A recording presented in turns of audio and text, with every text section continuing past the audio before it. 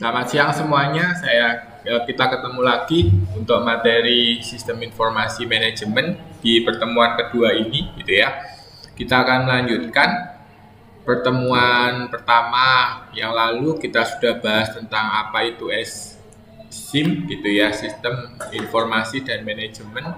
Kita juga udah tahu bahwa ada beberapa konsep tentang sistem dan ada beberapa konsep tentang informasi, apa itu informasi, pengelolaan informasi dan seterusnya, dan apa itu manajemen.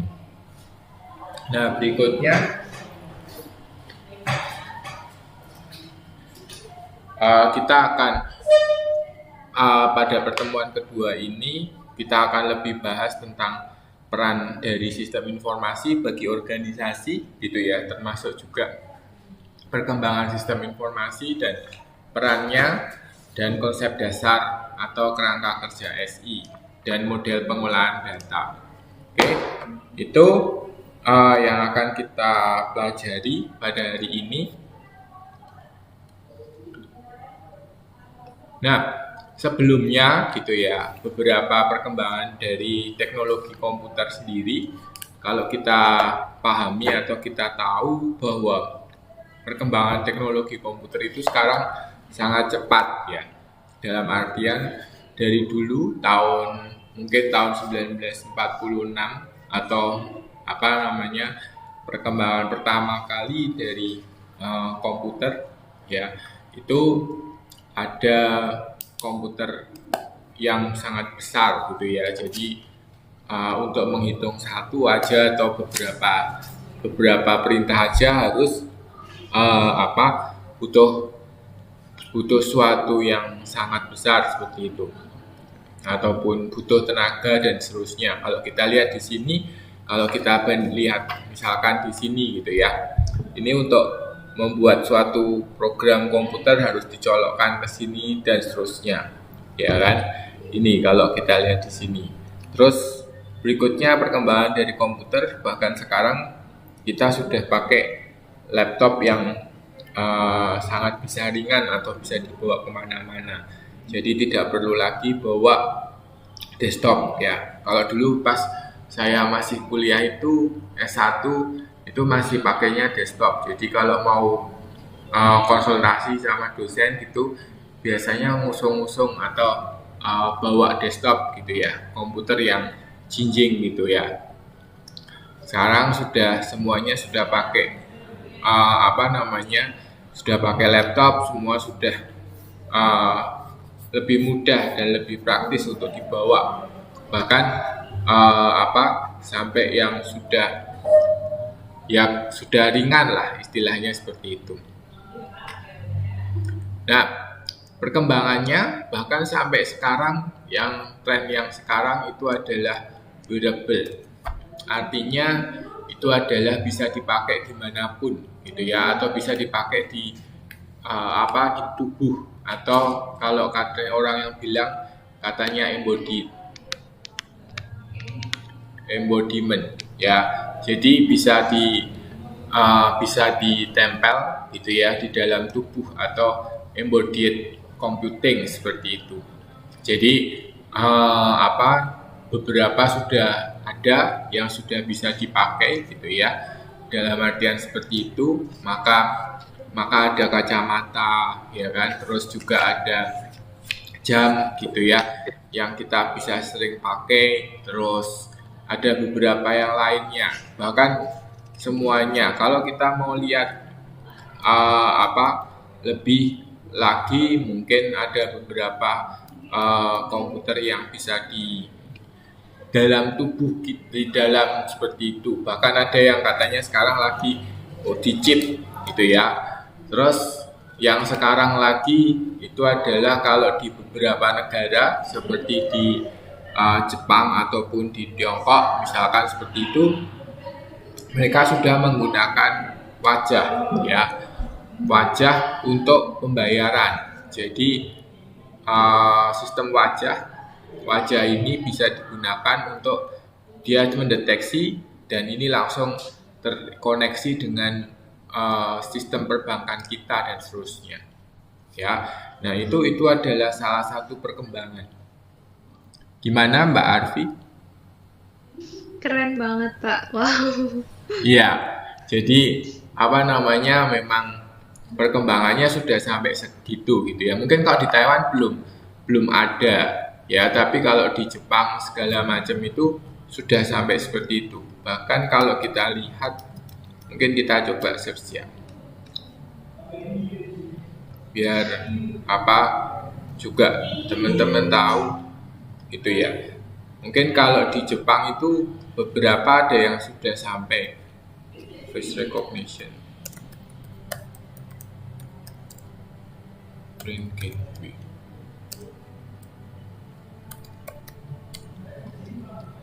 Nah, kayak gini lah, misalkan Jepang ya. Ini salah satunya. Jadi dia tapi harus apa namanya, harus terdaftar terlebih dahulu gitu ya. Ini yang terbaru adalah seperti ini. Nah ya, kita langsung aja skip. Nah, seperti ini. Misalkan ini gitu ya. Dia sudah. Nah, ini sistemnya seperti ini. Jadi entrance-nya langsung bisa ketahuan, langsung baca, langsung tahu gitu ya. Iya, Pak. Autentifikasinya Wis. pakai wajah. Nah, Wis. ini apa namanya, yang sudah ada di Jepang seperti itu. Dan di Tiongkok juga beberapa sudah pakai untuk payment. Jadi pembayaran juga sudah pakai seperti itu. Ya, kalau di Taiwan mungkin masih pakainya kartu ataupun juga yang lainnya. Ya kan, masih belum banyak untuk yang seperti ini. Mungkin bentar lagi bisa masuk ke Taiwan seperti itu. Oke. Nah, itu. Oke, itu adalah beberapa contoh perkembangan teknologi komputer yang mungkin kedepannya mungkin bisa lebih lagi seperti itu ya. Tapi juga bisa juga katanya kalau semacam kayak kecerdasan buatan dan lain-lain itu yang sekarang lagi tren gitu ya, itu sangat bisa membahayakan manusia juga gitu. Nah, kalau yang teman-teman pernah tahu, ada yang pernah dengar ChatGPT? Ada yang pernah tahu? Belum pernah tahu?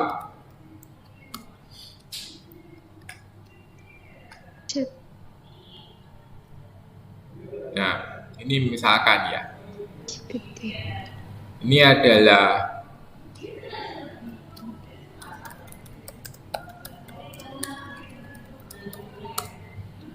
ChatGPT. Nah, ini misalkan ya,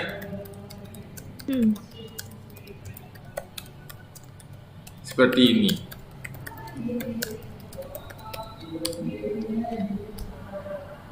Nih.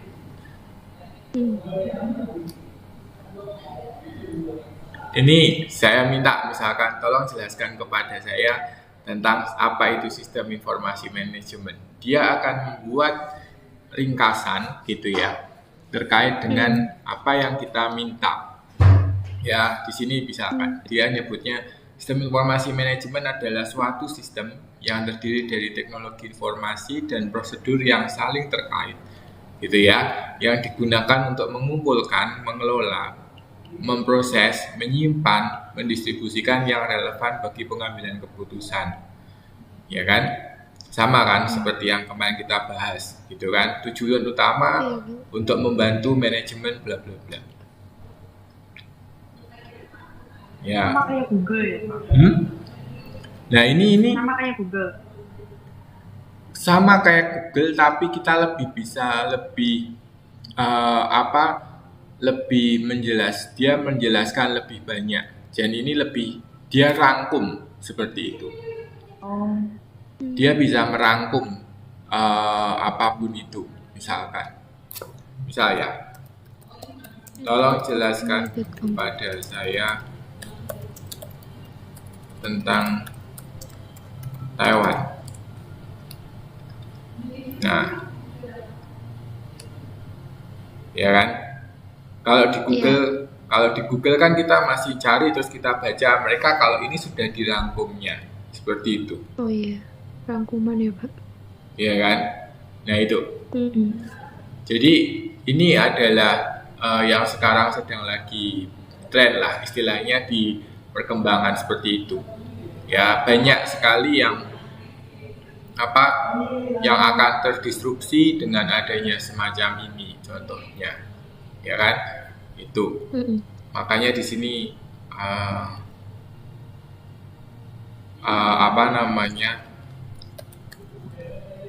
apa saja yang ada di Taman Nasional Taroko.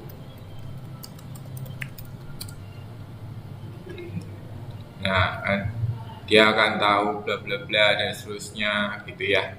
Jadi dia bisa lebih kita bisa mendapatkan informasi banyak hal gitu. Itu. Jadi macam-macam yang bisa kita lakukan dan ini sudah tersedia teknologi semacam ini. Oke, itu. Tapi ini juga akan misalkan ya, ini bukan ngajari ya, tapi ini kalau kita nggak hati-hati, kayak misalkan digunakan untuk buat tugas ya, contohnya salah satunya, ya kan, kemungkinan itu makanya dosen sekarang juga harus hati-hati karena mahasiswa itu sudah bisa pakai hal-hal semacam ini, ya, dan mahasiswa juga jangan sampai hanya tergantung pada satu alat ini. Karena apa? Karena nanti terus kita nggak mau belajar. Nah, kalau kita nggak belajar, akhirnya kita berkalah kemampuan dengan komputer nanti akhirnya, ya kan? Jadi akhirnya jadi kayak film-film yang ada di film-film seperti itu, gitu. Nah itu. Jadi jangan sampai kita terus berevolusi, akhirnya malah jadi tambah nggak mau belajar dan seterusnya. Ya ini hanya untuk membantu kita mendapatkan informasi-informasi ataupun yang lainnya seperti itu. Nanti bisa dicoba ya, chat.openai.com. Silakan nanti kalau mau bermain dengan teknologi ini. ChatGPT. Ya, ChatGPT. Itu yang ada sekarang gitu ya.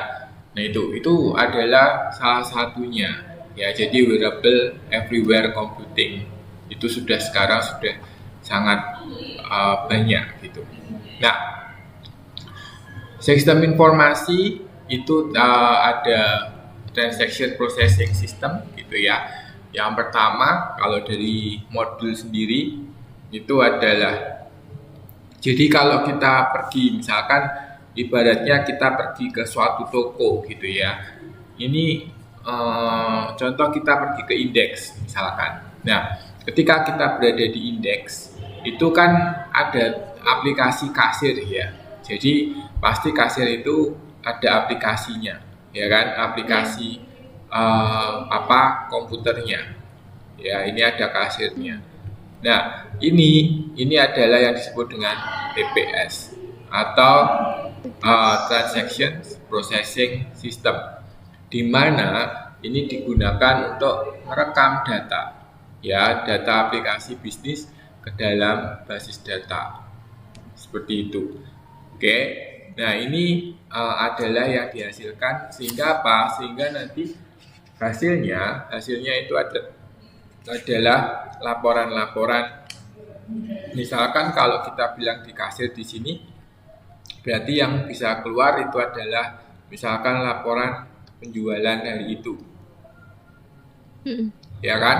Terus laporan sales ya tadi penjualan. Terus laporan mungkin kas gitu ya, neraca ataupun seperti itu, ya kan? Ataupun mungkin stok, ya kan?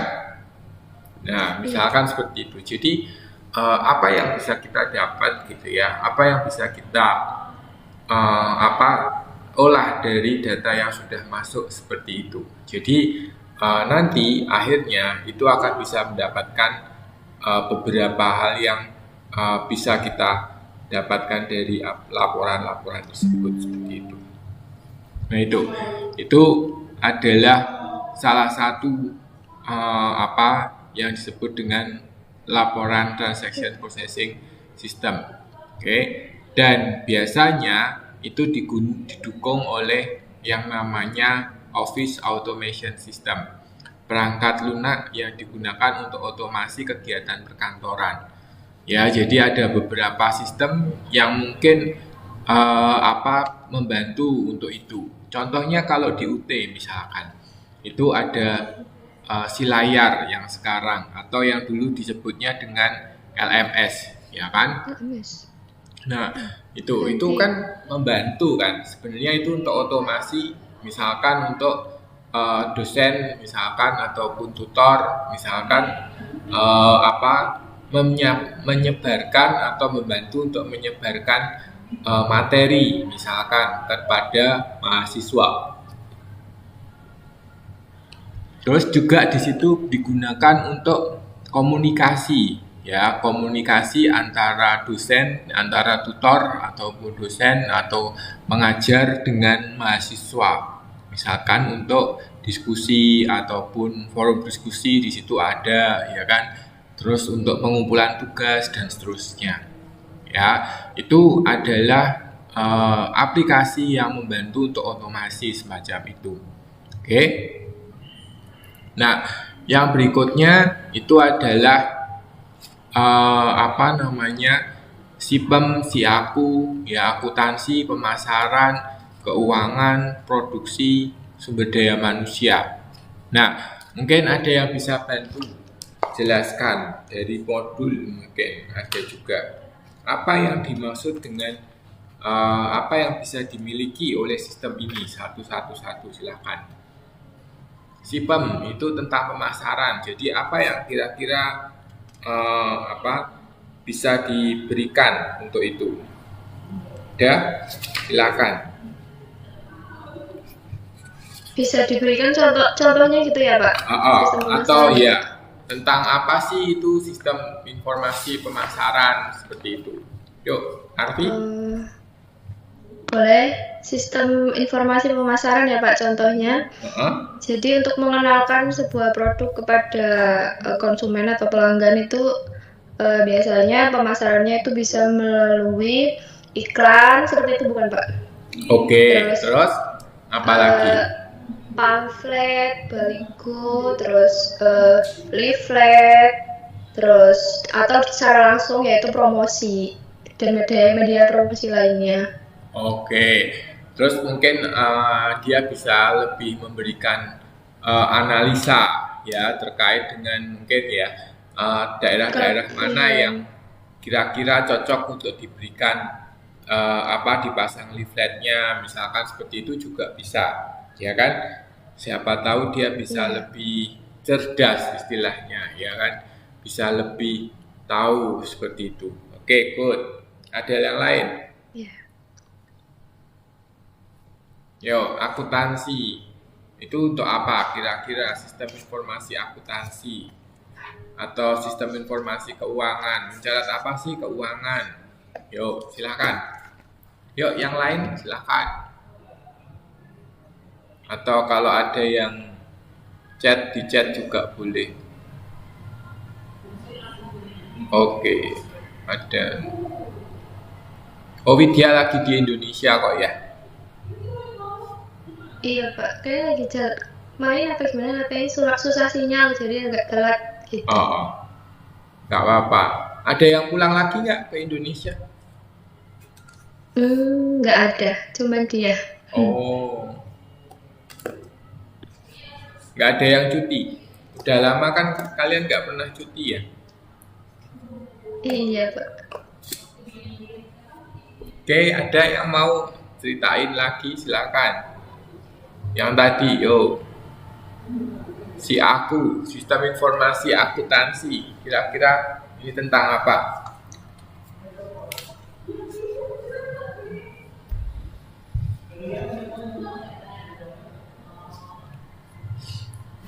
Bedanya akuntansi dengan keuangan apa?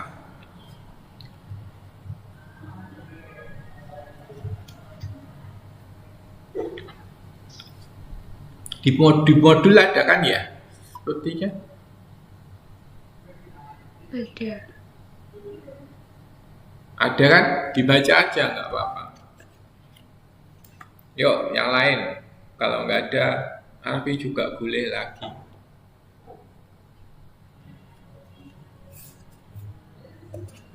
Yuk, siapa? Mbak Kusnul, Linda, Kasipah, dan seterusnya. Yuk.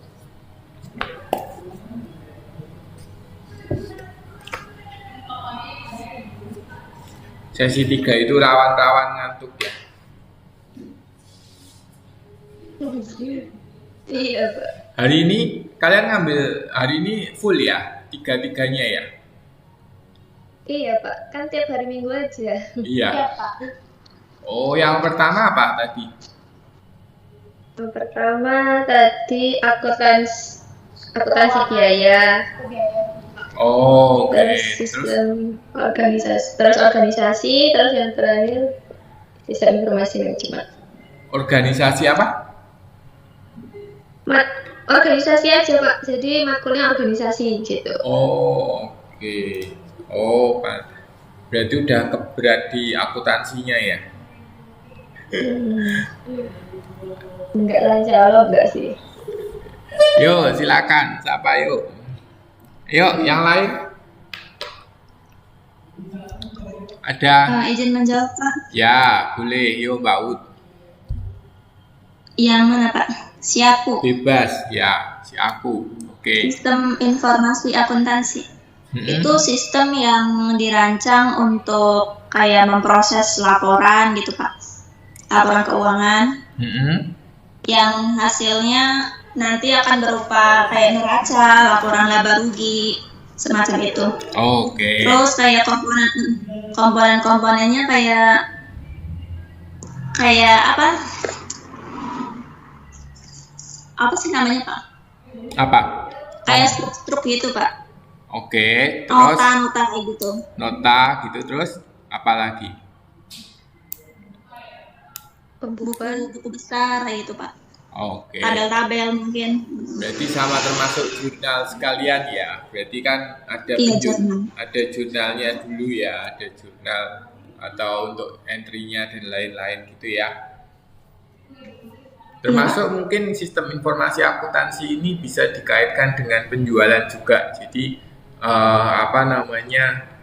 berkaitan dari situ. Jadi data penjualan bisa masuk langsung dari.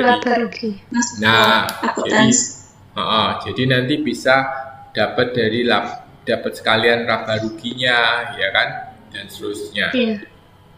Oke, good. Terus yang lain, keuangan.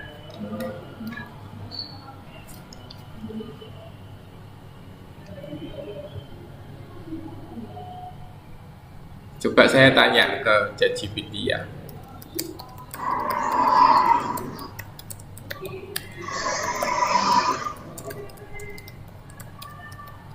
Loh. Responnya kadang lama, kadang. Ya kan? Tuh. Ya. Pembiayaan dan seterusnya, harus kasih investasi gitu ya. Iya. Betul kan? Responnya dia betul ya, kurang lebihnya.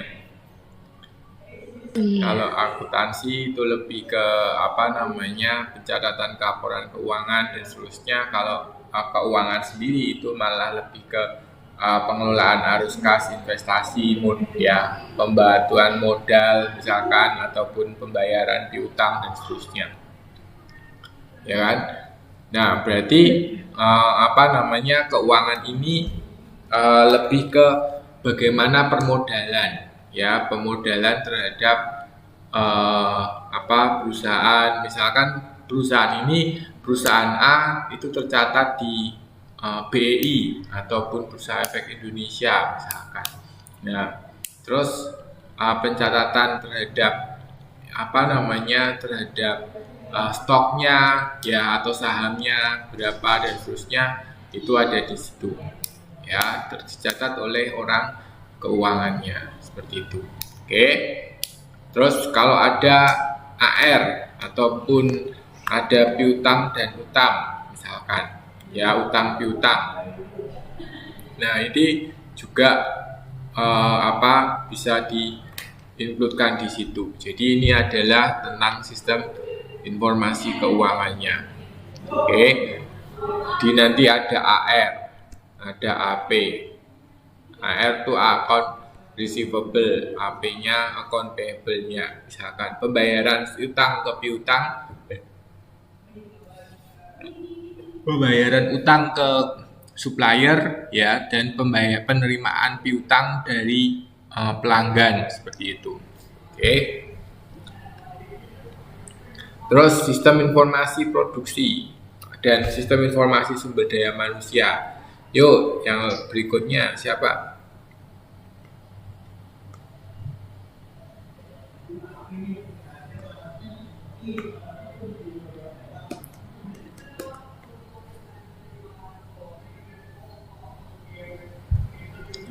Kalau produksi itu kan berarti kita berbicara tentang proses produksi, ya kan? Jadi harus ada terkait dengan penjadwalan, ya, penjadwalan proses produksi itu, ya kan? Jadi mulai dari gimana sih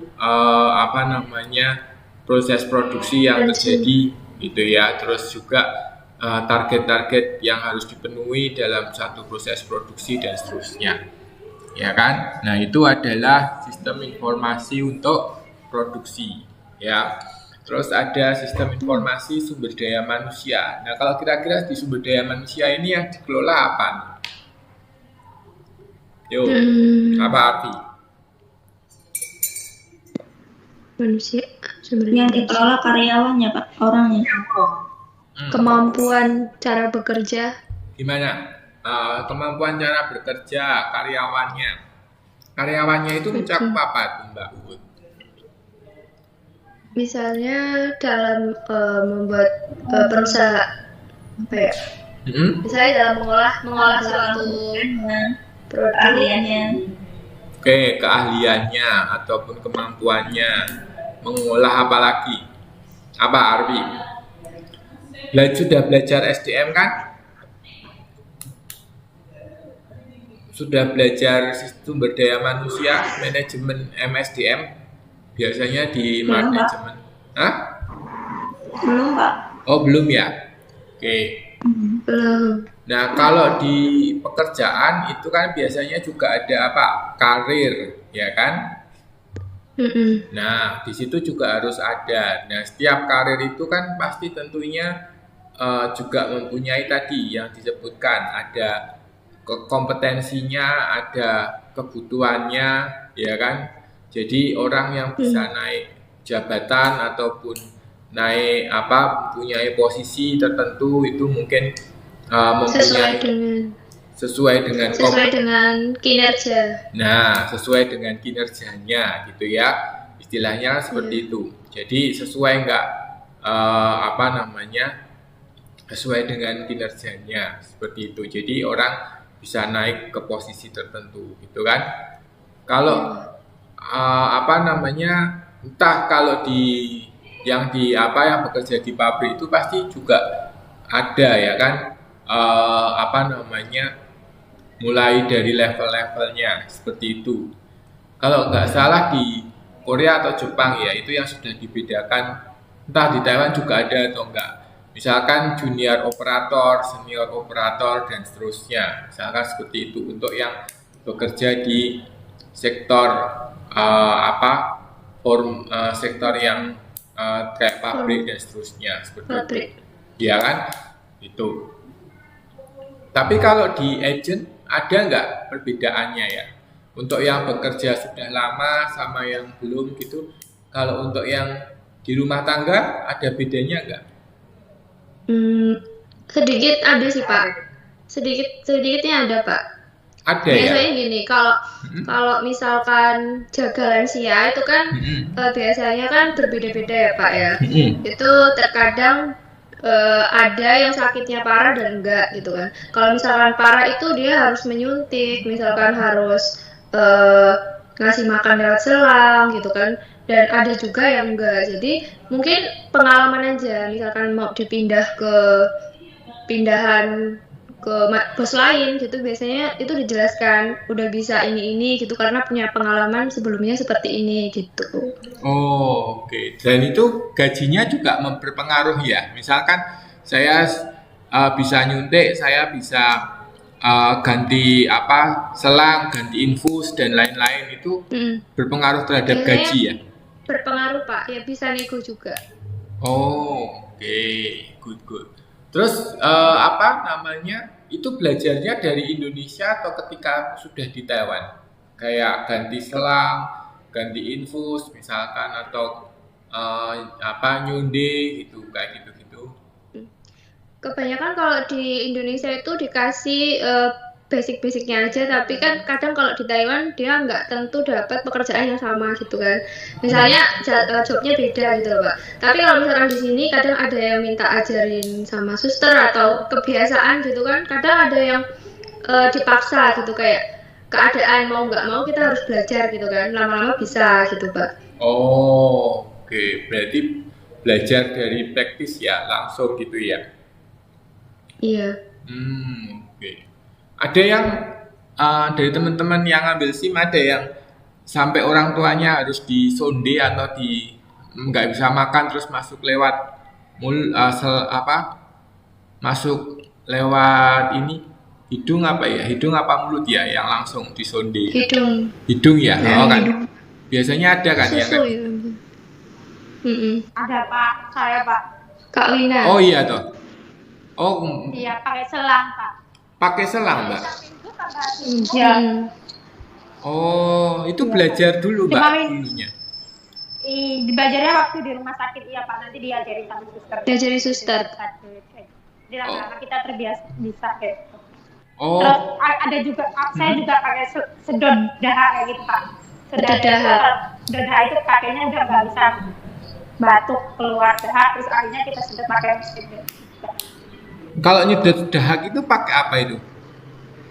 Ya pakai mesin penyedot selang, terus dimasukin di hidung sama mulutnya. Oh, disokok. Oh, berarti itu juga belajar dari suster yang di rumah sakit gitu ya? Iya. Oke, good.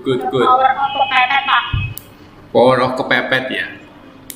Tapi juga malah jadi justru banyak belajar kan dari situ ya. Berpengalaman juga Pak, nanti kalau skill. Skill ya, istilahnya belajar dari apa yang sudah ada dan seterusnya. Nanti kalau misalkan ini malah kita justru kadang ngerawat orang tua sendiri malah kadang jarang dan kurang sabar ya. Nggak tahu kadang. Oke. Iya kan, kadang kalau kita ngerawat orang tua sendiri mungkin kadang ada beberapa yang kurang sabar dan seterusnya, tapi kalau karena pekerjaan beda ya. Iya, tapi kalau udah punya pengalaman kayak gini, insya Allah kalau ngerawat orang tua nantinya ya bisa lah, lebih sabar gitu. Iya toh. Soalnya udah terbiasa ya. Iya. Merawat ako ama. Oke, nah itu adalah salah satunya. Nah itu maka di dalam sumber daya manusia ya sama seperti itu yang bisa kita aplikasikan ya. Jadi misalkan ini si A ini sudah pernah dilatih apa aja. Nah itu kan juga termasuk yang bisa tercatat di situ gitu ya. Jadi apa aja yang mereka sudah dapatkan, misalkan dilatih sama suster ini A, B, C, D dan seterusnya. Nah itu tercatat di situ.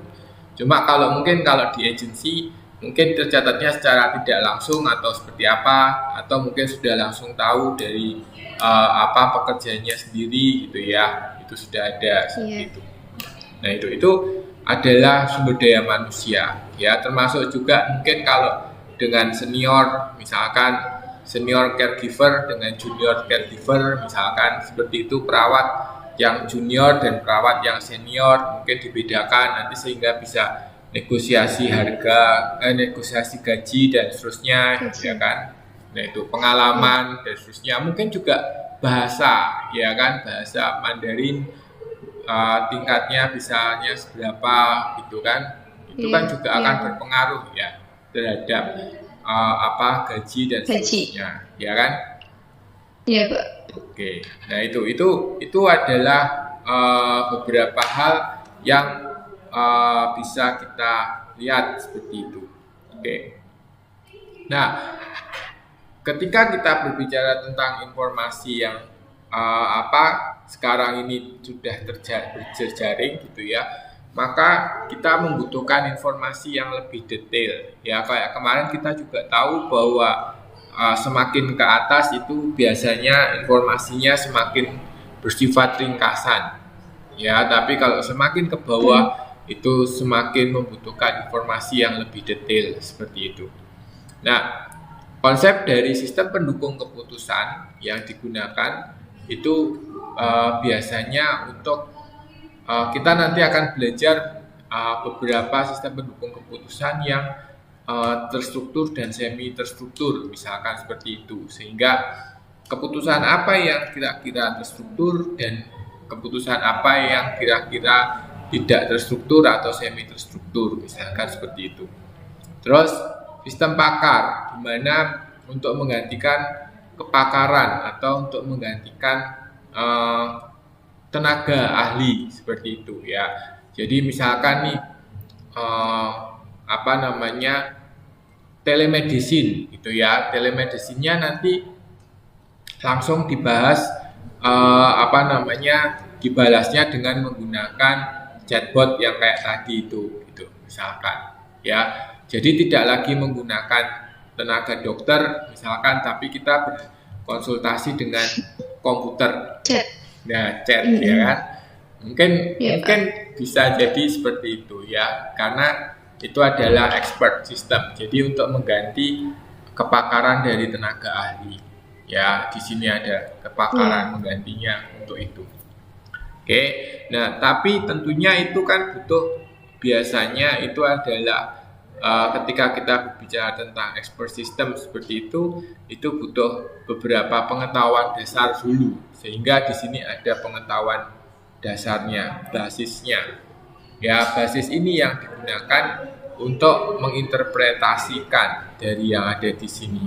Ini ada proses interpretasi yang ada seperti itu.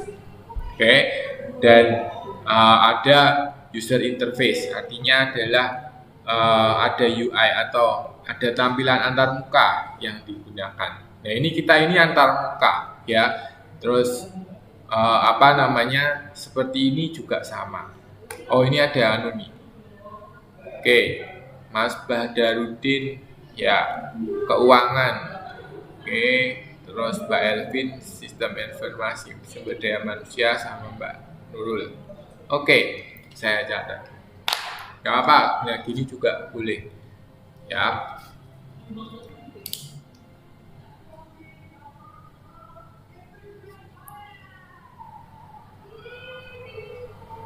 Kalau nggak bisa open mic, tinggalkan di chat, boleh, nggak masalah ya.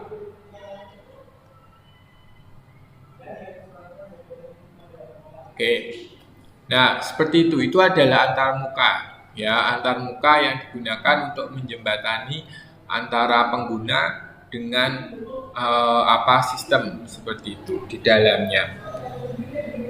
Nah, berikutnya itu adalah dengan jejaring global gitu ya, era jejaring yang global tadi, maka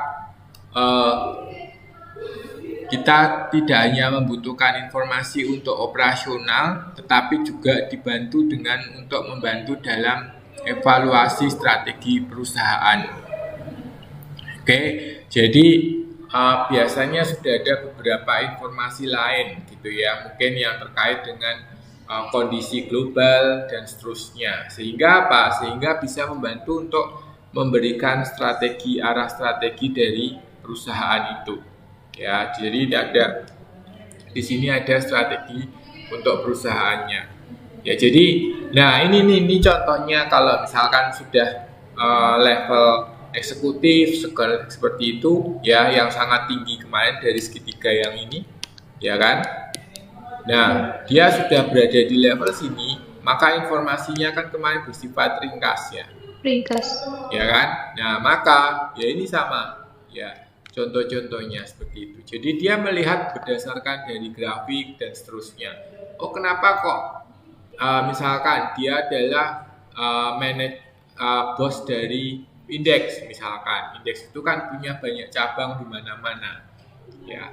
Nah, misalkan seperti itu, terus dia akan tahu kenapa kok daerah Hsinchu misalkan penjualannya turun, ya, ataupun di daerah Taoyuan misalkan kok turun, ini kenapa? Nah, dia bisa tahu apa yang menyebab dia bisa tahu dari grafik seperti itu. Nah, itu adalah coba kita lihat dari perkembangan dari bulan ke bulan seperti itu dan seterusnya. Nah, mungkin bisa juga dia bisa dapat informasi dari KDEI, misalkan jumlah pekerja migran yang ada di daerah sana di Hsinchu misalkan, ya, karena kan mayoritas dan juga pelajar misalkan, ya, karena kan beberapa mungkin kalau indeks itu konsumen banyak kan ya, konsumennya adalah orang Indonesia atau pekerja migran dan pelajar misalkan, ya kan, misalkan seperti itu. Nah, itu bisa menjadi faktor, ya, untuk itu misalkan. Oh, ternyata karena banyak yang cuti. Nah, banyak yang cuti atau banyak pulang ke Indonesia, ya, jadi makanya jadi agak sepi di situ, misalkan seperti itu, ya, istilah-istilahnya seperti itu. Nah, itu adalah data yang dari internal dan data yang dari eksternal dikolaborasikan, sehingga nanti akan memberikan informasi kepada kepada pimpinan seperti itu, ya. Jadi dia sudah punya terkait dengan hal itu. Dan juga ada beberapa untuk, maka di sana disebutkan yaitu adalah Executive Information System (EIS).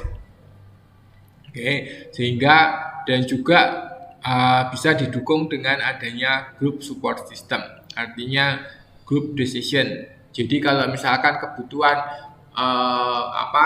pengambilan keputusan itu berdasarkan dari grup dengan menggunakan masukan dari grup misalkan, jadinya group support system seperti itu, ya. Jadi pengambilan keputusan dengan semua melibatkan banyak orang misalkan, atau melibatkan anak buah. Nah, melibatkan anak buah, ya, atau melibatkan banyak orang seperti itu. Ya, misalkan Hikmah UT, ya kan, biasanya mungkin kalau mau ada acara gitu. ERV itu wakil presidennya Hikmah UT ya, sama Dido ya? Bukan Pak, itu Hikmah itu Kak Hikmah Nur Hikmah itu sekarang udah berhenti menjabat, udah ganti lagi sekarang jadi Kak Dito sama Kak Adinda. Oh, saya yang kira periode kemarin Kak Hikmah namanya. Oh, saya kira Hikmah Arfi, bukan kamu toh? Bukan, Pak. Oh, saya anggota aja dulu. Berarti sekarang presidennya masih Dito? Sekarang ganti, baru periode ini Pak Dito sama wakilnya Kak Adinda. Oh, Adinda. Itu dari mana kalau Adinda itu? Manajemen? Bukan. Ilkom. Oh, Ilkom. Iya. Kak Dito nya manajemen. Oh, oke. Nah itu misalkan di di Hikmah, misalkan dia butuhkan keputusan secara bersama. Nah, itu bisa dengan menggunakan ada Group Decision Support System, misalkan dia untuk mendukung keputusan seperti itu. Nah, terus ini yang AI ya, ataupun awal-awalnya adalah dengan menggunakan jaringan saraf tiruan. Ya, istilahnya seperti itu. Jadi kalau kita itu kan di otak ini kan ada beberapa saraf ya. Nah, istilahnya seperti itu. Yang kita nggak tahu koneksinya antara satu dengan yang lain itu kan kita nggak tahu, atau istilahnya hidden, tersembunyi. Kita nggak ngerti ini seberapa. Nah, itu yang dicoba ditiru dengan komputer ya. Sehingga di sini ada yang namanya hidden. Seperti itu. Sehingga ketika kita membuat suatu stimulus tadi bisa mengeluarkan output. Nah, itu contoh yang sama yang tadi lah. Contohnya yang ChatGPT misalkan tadi. Ya, kita bisa semacam-macam seolah-olah kayak berdiskusi, ya kan? Coba seperti itu. Nah, itu adalah yang terjadi seperti itu. Oke. Nah, eranya itu ya setelah hubungan antar sistem-sistem ini, mungkin kalau dulu awal-awal itu adalah yang ada terpisah-pisah seperti itu ya. Jadi sekarang sudah modelnya yang sistem terintegrasi, ataupun biasa ada yang disebut ERP, Enterprise Resource Planning. Oke. Resource Planning. Oke. Nah, itu adalah ERP, Enterprise Resource Planning. Nah, dengan menggunakan hal itu, maka ada namanya Decision Support System, Expert System, dan Office Automation System. Nah, ini adalah beberapa yang bisa digunakan untuk itu.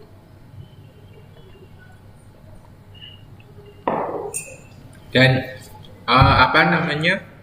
di dalam, kalau terlebih awal lagi itu hanya transaction processing system, tapi setelah berkembang zaman dan itu diintegrasikan gitu ya, seiring dengan perkembangannya waktu, maka membutuhkan informasi yang lebih kompleks ya, sehingga diperlukan hal-hal semacam ini. Oke. Nah, organisasi sistem teknologi informasi gitu ya, itu ada era akuntansi, itu fokus ke aplikasi dan pengolahan data elektronik atau IDE, misalkan seperti itu. Terus era operasional fokus tidak hanya pada akuntansi saja, tetapi juga untuk hal lain yang bersifat operasional ya, termasuk pengendalian persediaan, penjadwalan produksi, dan lain-lain. Terus era informasi bukan hanya untuk operasional, tetapi untuk pengambilan keputusan juga ya, sehingga ada yang namanya Departemen Sistem Informasi. Oke, jadi ada era di situ bukan hanya untuk operasional, tapi juga untuk membantu dalam pengambilan keputusan. Oke, ini intinya yang ada di sini. Kenapa disebut dengan era informasi? Kalau operasional tadi tidak hanya untuk akuntansi, tetapi juga untuk membantu dalam proses operasional seperti itu. Contohnya untuk pengendalian persediaan, penjadwalan produksi, dan lain-lain.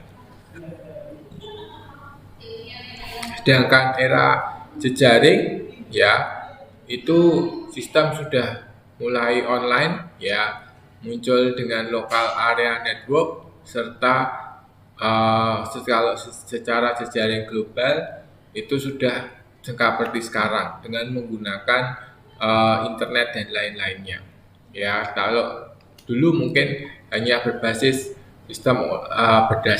local area network atau daerah sekitar aja, atau di dalam satu gedung dan seterusnya, misalkan seperti itu ya. Tapi sekarang sudah sangat lebih terintegrasi, dan juga misalkan untuk brand-brand yang global gitu ya, contohnya yang di tiap negara ada, misalkan Uniqlo lah misalkan ya. Uniqlo itu kan ada di Jepang, ada terutama di Jepang ya, terus ada di Indonesia ada, di Taiwan ada, di mana-mana ada. Ya, di Singapura juga ada.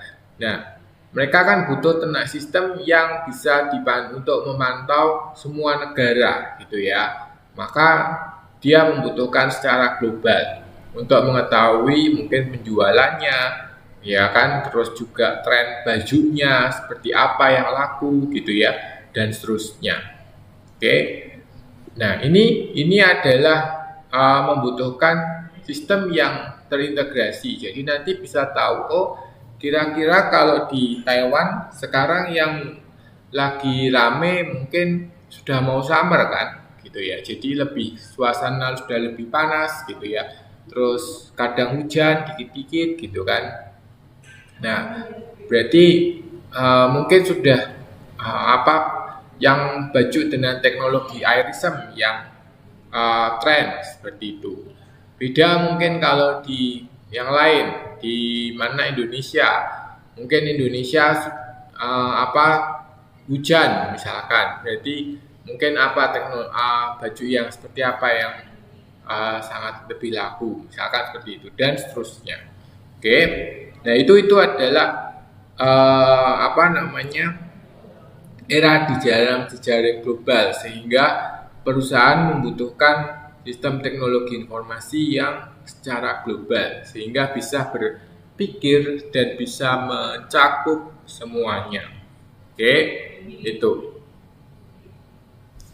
Sehingga kalau di dalam modul disebutkan bahwa eranya itu kalau sekarang itu adalah manajemen orang IT itu tidak hanya tahu tentang teknis saja, tetapi sekarang juga harus tahu tentang bisnis. Kenapa? Karena sekarang itu adalah operasional bisnis dan lain-lain, itu semuanya berdasarkan dari IT. Ya, jadi maka perpaduan antara teknis dan bisnisnya, ya kan? Maka di situ diperlukan. Ya, di satu sisi kita perlu teknikalnya, di satu sisi kita perlu pengetahuan bisnisnya. Oke, itu. Dan berorientasi pada teknologi dan juga berorientasi pada manusia. Ya, penekanannya pada efisiensi dan penekanannya pada kompetisi. Oke, seperti itu. Ya, jadi orientasinya sekarang sudah lebih berbeda ya, lebih beda, ataupun pengetahuan bisnisnya juga lebih diperlukan seperti itu. Nah, peran manajer City ya STI itu adalah menyelaraskan strategi antara bisnis dengan STI ya, sehingga contohnya biasanya ini yang terutama mungkin perbankan, misalkan perbankan itu basisnya butuh benar-benar IT gitu ya. Contohnya sekarang itu kan aja kalau di Indonesia itu kan beberapa sudah digital banking ya, tanpa ada cabang dan seterusnya, kita tinggal buka aplikasi gitu ya, terus nanti bisa langsung kita buka rekening, kita nabung dan lain-lain ya kan. Seperti contohnya Bank Jago ya kan, ini salah satu contoh digital banking. Terus BCA itu juga ada digital bankingnya sendiri ya, contoh-contoh seperti itu. Jadi memang dia nggak punya cabang, tapi dia hanya berdasarkan menggunakan menggunakan teknologi informasi saja, terutama khususnya yaitu adalah HP untuk mendaftar dan seterusnya ya. Bahkan sekarang BRI sendiri juga semuanya menggunakan mobile apps ya kan, dibandingkan dengan sekarang nggak ada yang internet bankingnya BRI kan sudah mati ya, sudah di mobile. Sekarang sudah pindah ke mobile. Kalau dulu itu kan internet banking BRI masih ada. Dulu kita masih bisa pakai ini gitu ya. Sekarang sudah sudah ditutup IP ini. Nah, ini saat ini sudah tidak bisa diakses. IP BRI, tapi sudah menggunakan Brimo. Ya, jadi sekarang ini peran dari handphone ini sudah sangat banyak hal di situ. Ya, termasuk kalau di Indonesia itu kan sekarang QRIS-nya juga dari mobile banking seperti itu. Ya kan, jadi perannya sudah sangat banyak hal untuk pembayaran dan seterusnya tanpa kita membuat uang tunai. Ya, atau mungkin kalau di Taiwan ya Line Pay, katakan Line Pay itu kan banyak yang juga dipakai ya, atau Taiwan Pay itu juga ada, ya kan? Kalau teman saya itu pakai yang Taiwan Pay, ya itu salah satunya, atau ada beberapa juga yang pakai Line Pay. Nah itu adalah salah satu ekosistem untuk pembayaran, ya, keuangan dan seterusnya. Oke, itu. Nah, peran manajer. Jadi kita itu harus sekarang, makanya ada SIM segala macam di manajemen juga. Karena manajemen juga biar tahu IT-nya, kalau orang IT harus tahu manajemennya. Ya, istilahnya seperti itu. Jadi bersamaan atau bareng gitu ya. Nah, peran manajer STI itu adalah merencanakan, merancang, dan implementasi sistem-sistem yang baru, termasuk membangun dan mengelola infrastruktur teknologi informasi, dan meningkatkan keahlian organisasi STI serta kerjasama dengan pemasok.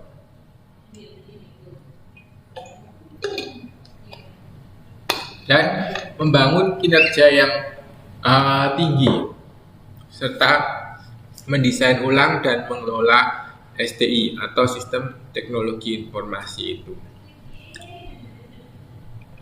Oke. Nah, komponen dari sistem informasi gitu ya, itu ada beberapa hal termasuk terkait ini dulu, mungkin ada beberapa contoh peran dari manajer STI. Silakan kalau ada yang mau menambahkan atau berikan contoh, mungkin dari kasus ataupun dari mana yang bisa, yuk silakan. Ada?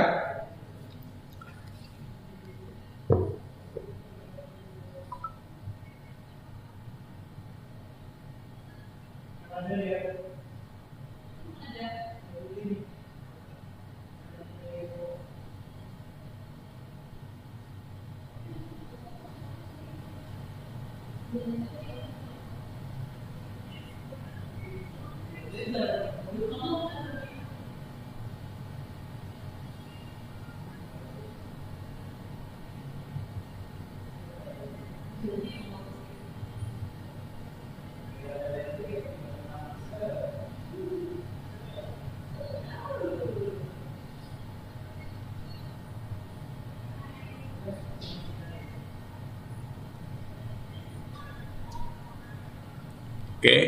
Pertanyaannya apa, Pak? Apa? Gimana, Arfi? Pertanyaannya apa, Pak? Contoh-contoh yang lain dari peran manajer STI ini mungkin ada nggak yang mau disampaikan?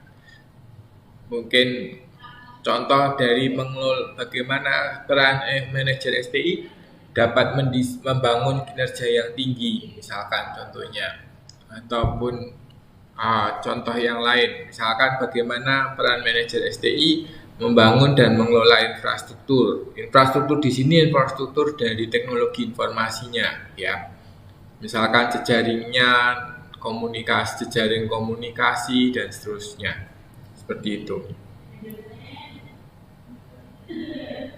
Ada?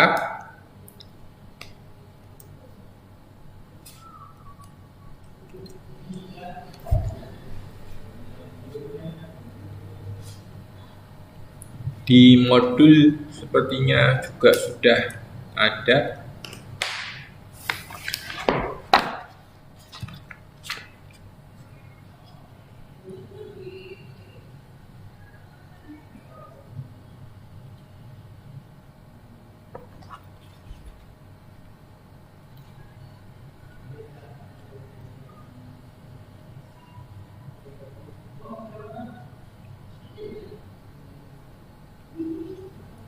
Oke, nanti kalau nggak ada bisa dicoba lihat dulu gitu ya. Nanti kalau ada yang mau ditanyakan bisa didiskusikan di grup, boleh. Oke, kalau selanjutnya itu kita menggunakan ada yang namanya basis data di sini ya, atau database seperti itu. Nah, basis data itu apa? Basis data itu adalah, ada yang mau tahu? Ada yang tahu basis data itu apa? Silakan, kalau ada jelaskan, boleh. Yo, siapa? Atau di chat mungkin ada yang bantu untuk ngechat ya.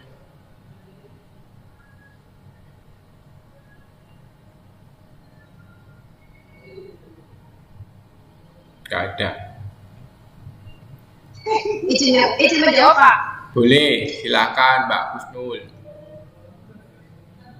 Basis data yaitu kumpulan data yang saling berhubungan satu dengan yang lainnya, tersimpan di perangkat keras komputer dan digunakan perangkat lunak untuk pemanipulasinya. Itu ada di modul halaman 2. Modul 2 halaman 2.3. Ya. Juga ada di slide ini selanjutnya. Makasih ya Pak Halim. Oke. Yo, nah itu adalah basis data, ada di modul juga gitu ya. Sebetulnya juga sudah ada tersedia di situ. Maka basis data itu adalah kumpulan dari tempat penyimpanan data ya, ataupun istilahnya data-data yang kita punya, data-data yang kita dapatkan dari transaksi dan seterusnya itu berasal dari disimpan ke dalam basis data ya, disimpan di sana, disimpan di basis data itu, sehingga apa? Sehingga nanti kedepannya itu bisa digunakan untuk yang lain ya, digunakan untuk mungkin ekstraksi informasi dan seterusnya, itu bisa digunakan seperti itu ya, sehingga istilahnya sama kayak ketika kita buka file Excel gitu ya. Contoh lah, kita punya tadi ya, misalkan saya punya data presensi ini gitu ya. Nah, maka ini adalah basis data saya ya, termasuk dengan siapa nama mahasiswa, NIM-nya berapa ya, dan seterusnya. Nah, ini adalah basis data. Oke. Ya, data saya ada di sini gitu ya, seperti itu. Oke, jadi itu adalah terkait dengan basis datanya. Nah, itu untuk itu ya. Jadi untuk penyimpanan, jadi ketika kita masukkan inputan di sini, data ini tersimpan ke dalam basis data. Ya, di dalam basis data itu nanti kita tahu ada barisnya dan ada kolomnya. Oke. Nah, jadi kalau kita lihat di sini itu juga sama. Ini nanti ada baris ya. Ada satu baris yang menunjukkan satu entitas ya. Terus di dalam kolom itu adalah, kolom ini adalah atributnya. Ya, atribut dari ini adalah yang lebih ke atribut. Sedangkan ini entitasnya. Oke, itu ya. Jadi itu adalah basis data. Oke, nah di dalam komponen itu, dalam komponen sistem informasi, dari input ya, data yang ada di input ini diolah menjadi suatu informasi yang ada. Oke, sehingga di sini didapatkan teknologinya yang diperlukan untuk membuat atau menyimpan basis data itu. Nah, biasanya ada perangkat lunak yang bisa digunakan gitu ya. Perangkat lunak yang digunakan itu adalah DBMS, Database Management System. Oke, itu adalah DBMS ya, Database Management System. Oke, itu perangkat lunak untuk komponen sistem informasi yang ada. Nah, komponen input ya, ada merupakan data yang masuk ke dalam sistem informasi. Contohnya bisa dari dalam dan dari luar organisasi. Yuk, bisa jadikan contoh apa itu data dari dalam dan apa itu data dari luar organisasi contohnya. Siapa? Yo, Mbak Kusnul lagi.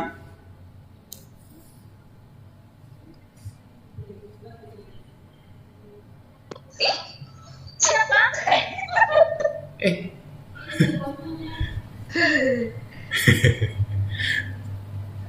Atau siapa yo? Arfi atau Mbak Ud, Bina, Nurul dan seterusnya. Mbak Arofah, Nurul Arofah, Kasipah, Mbak Kasipah dan seterusnya. Ada.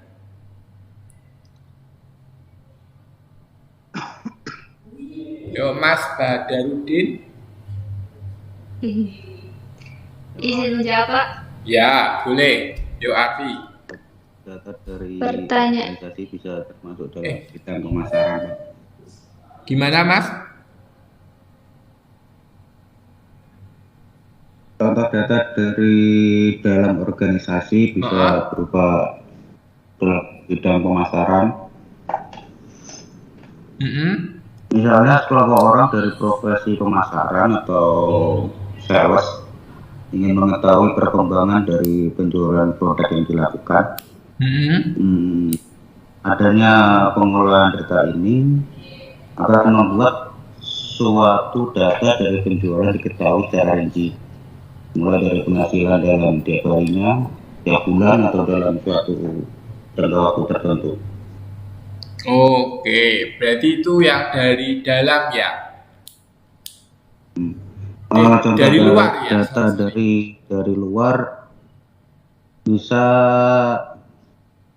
dijumpai dalam kegiatan sehari-hari juga, Pak. Adalah pengumpulan identitas mahasiswa baru yang biasanya dibagi dalam beberapa kategori. Misalnya kategori jenjang usia, jurusan, nama, alamat, dan lain-lain. Dengan adanya pengolahan data tersebut, maka akan dapat diketahui identitas mahasiswa baru dengan jelas, ringkas, dan rinci. Mengenai penyajian data tersebut dapat berupa tabel atau grafik atau dan lain sebagainya. Terima kasih. Oke, ya, good. Nah, berarti dari dalam dan dari luar organisasi gitu ya. Jadi kalau misalkan ada sekelompok organisasi marketing gitu untuk membantu mencari data gitu ya, bisa ngambil dari dari dalam organisasi ataupun mungkin dari luar organisasi, termasuk kalau misalkan tadi dari luar organisasi misalkan bisa mengambil ada pengumpulan data terkait dengan mahasiswa misalkan seperti itu. Oke, good. Mbak Arfi, silahkan. Sebenarnya udah dijawab semua. Apa boleh jawab lagi, Pak? Gak apa-apa. Ada contoh lain mungkin? Tadi mau jawab ini sih, Pak, yang data dari dalam organisasi. Boleh, gak apa-apa. Gimana? Misalnya dalam sebuah organisasi terdapat data dari dalam, misalkan data karyawan gitu, misalkan nama karyawan, alamat, ataupun posisi jabatan apa yang dimiliki oleh para karyawan tersebut, atau informasi-informasi kontak sebuah organisasi tersebut gitu, ataupun data keuangan pribadi sebuah organisasi atau perusahaan tersebut gitu, Pak. Oke. Ya, itu juga bisa. Oke, good. Jadi dari dalam organisasi itu betul ya. Dari dalam misalkan data-data karyawan. Dari dalam itu misalkan data terkait dengan data karyawan gitu ya, yang diperlukan ataupun mungkin terkait dengan kompetensi dari karyawan yang ada di internal, seterusnya gitu ya, itu juga bisa digunakan sebagai data, contoh data dari dalam organisasi. Oke. Dalam organisasi. Good.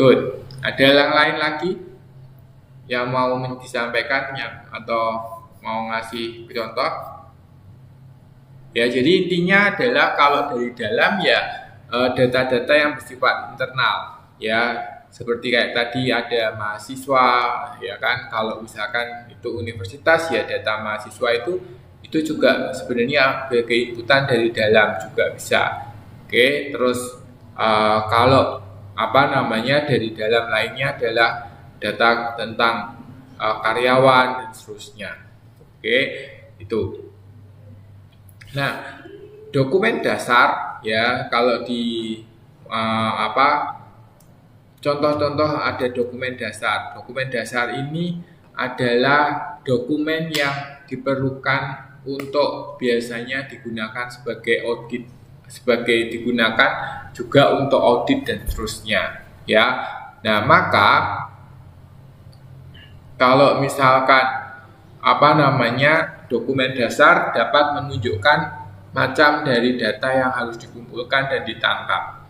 Ya, ada berapa data yang terkumpul dan dapat menunjukkan berbagai macam dari data yang harus dikumpulkan ataupun ditangkap seperti itu.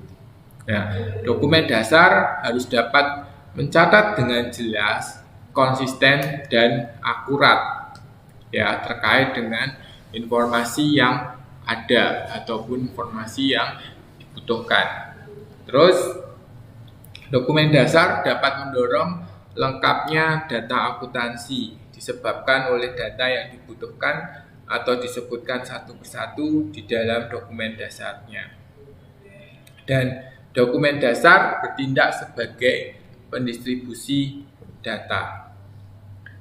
Ya, pendistribusi data karena sejumlah tembusan dari formulir-formulir tersebut dapat diberikan kepada individu atau departemen-departemen yang membutuhkan. Dan ini biasanya digunakan sebagai audit trail, artinya adalah dalam proses audit seperti itu. Nah, berikutnya adalah komponen output. Output ini adalah tadi ketika data sudah diproses gitu ya dan diolah menjadi di sini ada outputnya. Ya, output ini mungkin bersifat laporan. Ya, biasanya laporan yang dikeluarkan oleh sistem. Laporan sistem. Gitu ya. Jadi data ini adalah laporan yang ada di dalam suatu sistem, laporan sistem. Oke. Nah, output ini contoh-contohnya misalkan tadi kita ketika ada di indeks gitu ya, terus laporan apa yang bisa kita keluarkan? Misalkan laporan penjualan, ya. Nah, maka misalkan ini bulanan laporan penjualan untuk beberapa barang. Misalkan barang A terjual 1000 unit dengan harga per unitnya 3.000. Ya. Terus dibandingkan dengan Mei ternyata ada kenaikan karena di sini selisihnya 2%. Ya, jadi permintaan barang A ini ternyata naik 2% dari sebelumnya. Oke. Terus kalau dengan barang B gitu ya, barang B juga sama, kenaikannya ada 5% kenaikannya. Karena dari 34% jadi 39%.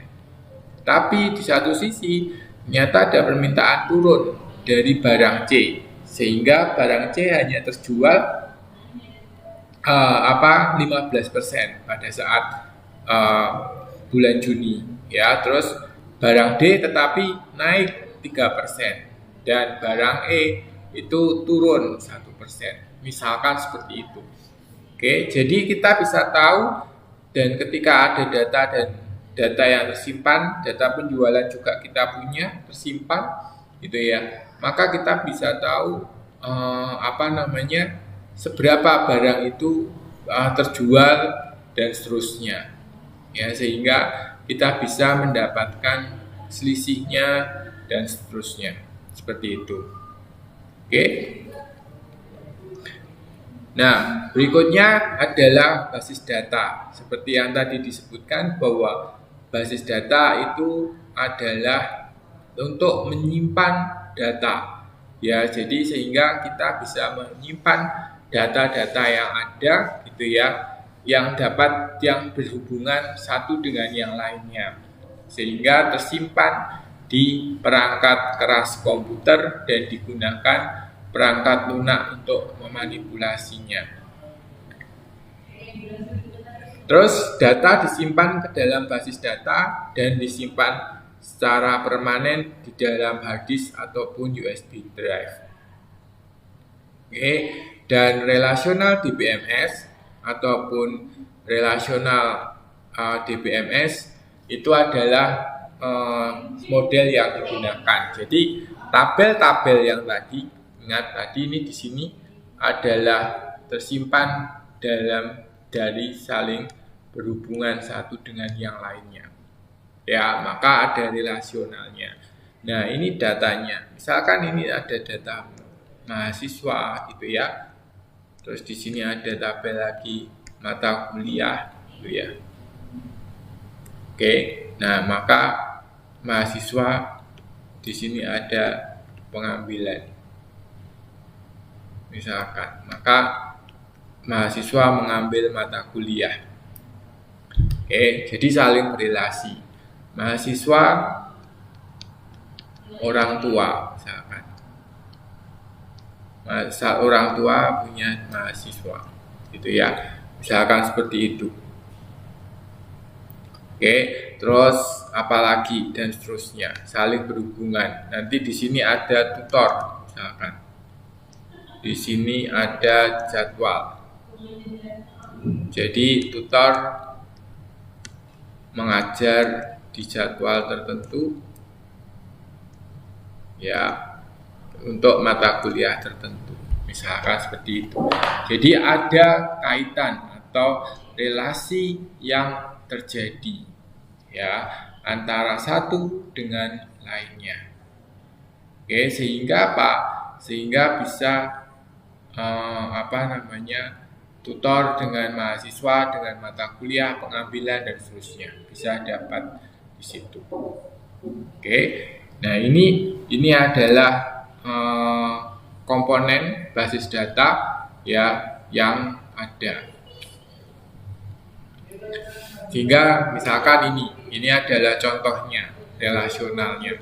Jadi ada komponen kode prodi, nama prodi, jurusan gitu ya. Terus nanti mahasiswa ini ada kaitannya dengan prodi, ya kan, di sini. Sehingga di sini ada kaitannya antara kode prodi dengan kode prodi di sini. Oke, jadi itulah kenapa kok disebutnya dengan relational database management system. Oke, jadi si Muhammad dengan NIM 543 ini kode prodinya P01. P01 itu apa? X ilmu komputer. Oke, terus Sugiharti itu 1041 ini ada di P02. P02 itu apa? P02 itu ini ilmu komputer. Ya, terus Ahmad Solihun itu P02 juga, maka dia adalah di sini dan seterusnya. Ya, jadi inilah kenapa kok saling berelasi. Ya, atau kita nyebutnya relational database. Oke, jadi relational database itu kenapa datanya saling berelasi satu dengan lainnya. Nah, contohnya itu ada di sini ya, mahasiswa dengan NIM, dengan mata kuliah dan dengan nilai. Ya, mahasiswa mengambil mata kuliah tertentu, ya kan, di sini. Dan ada nilainya, nilai UAS, nilai UTS, nilai akhir, misalkan seperti itu. Oke, nanti bisa dapat nilainya dan juga mungkin jadwal dan seterusnya. Karena pengambilan mata kuliah itu tiap semester kan harus dicatat ya.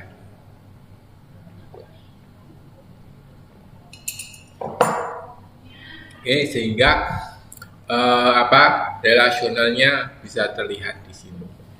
Seperti itu.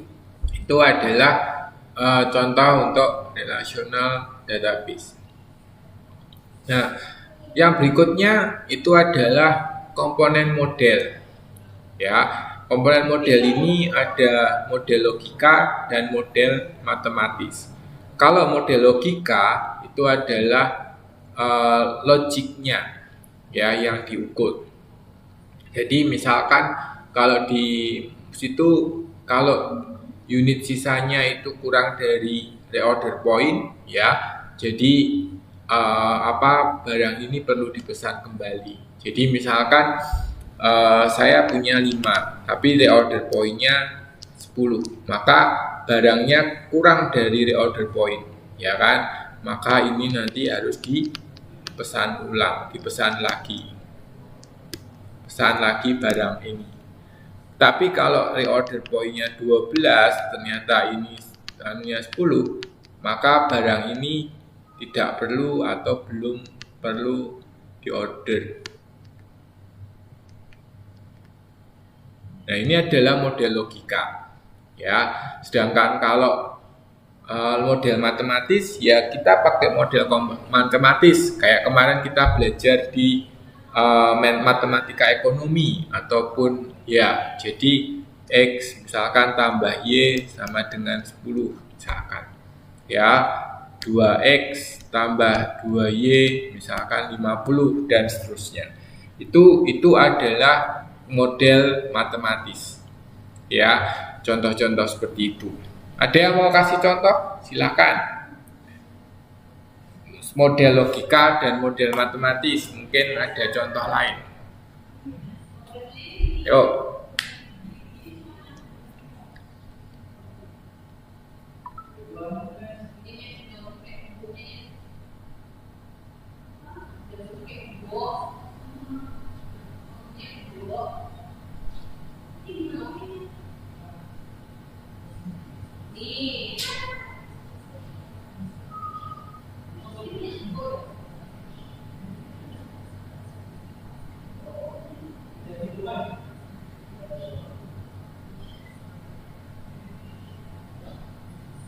Ada?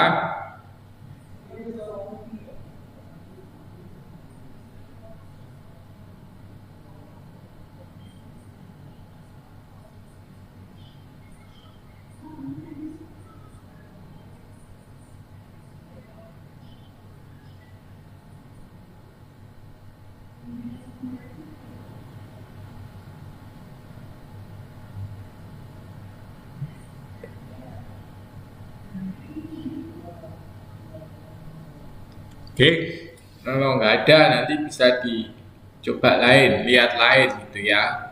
Yang jelas matematik ya gimana?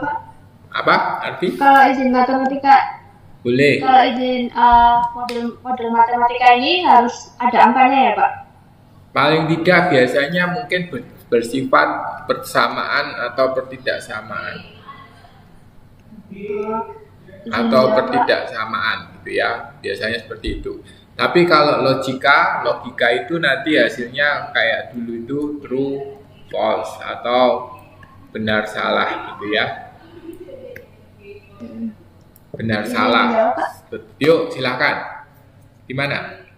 Kalau model logika misalkan dalam pengisian absensi ya Pak, di hari ini misalkan Mbak Lesti izin ataupun Mbak Widya izin, teman-teman yang lain alpa seperti itu, lalu bisa dimasukkan ke dalam tabel siapa namanya, lalu apa keterangan hadirnya izin ataupun alpa begitu, terus seperti itu ya Pak. Kalau misalkan gini, kalau misalkan itu mungkin pakai model logikanya adalah jika gitu ya, jika mahasiswa alfa lebih dari 3 kali, itu kan. Terus maka nilai tutorial 0 misalkan. Nah gitu. Ya kan? Jadi kalau mahasiswanya itu alfanya atau tidak masuk selama 3 kali, maka dia tutorialnya nilainya 0, misalkan seperti itu. Itu adalah model logika. Ya, itu bisa seperti itu. Ataupun kalau mungkin dengan model matematika, misalkan kalau mahasiswanya izin ditambah alfa ditambah sakit itu lebih dari 3. Atau kalau misalkan izinnya ditambah alfa ditambah sakit misalkan kurang dari 3 atau lebih dari 3 dan seterusnya. Ini adalah model matematikanya. Oke, itu kalau kehadiran, misalkan kalau kita mau contoh kehadiran. Oke, jelas? Iya, Pak. Ya. Oke, ada yang lain lagi? Yuk, silakan. Boleh.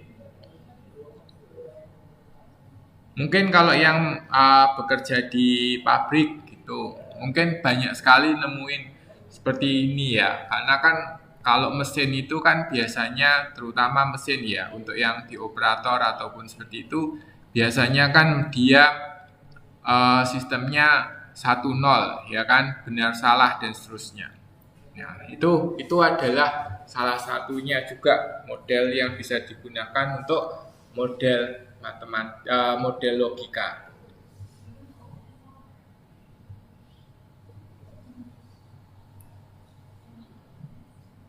Oke, ada lagi? Silakan.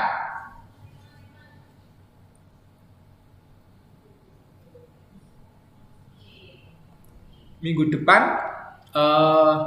sudah ketiga ya.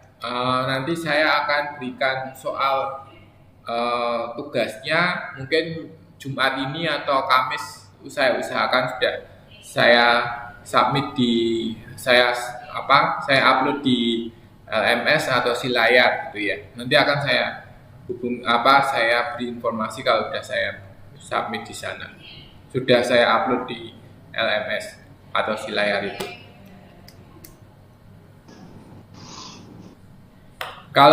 Biasanya kalau sudah model SIM ini, saya nanti saat ada 2 pertanyaan konsep, misalkan seperti itu, dan 1 kasus, misalkan. Tapi kasusnya kasus yang entah itu kasus yang benar-benar terjadi atau mungkin yang membutuhkan proses analisa seperti itu ya. Jadi biar membantu kalau praktisnya atau penerapannya gimana kalau kita ada kasus seperti ini gitu. Solusinya seperti apa? Apa yang bisa kita aplikasikan dari teori untuk kita aplikasikan secara praktisnya. Nah, itu adalah untuk menjembatani kalian, teman-teman juga. Jadi tidak berpikir hanya materi secara teoritis aja, tapi apa yang kita bisa terapkan dari teori ke dalam praktisnya. Oke, itu. Oke. Nah, sekarang kalau komponen teknologi itu kita lanjut dulu, yaitu ada perangkat lunak dan ada perangkat keras. Apa itu? Serta jaringan sistem telekomunikasi. Apa itu perangkat keras, lunak, dan teknologi sistem telekomunikasi? Yuk, siapa yang mau jelaskan?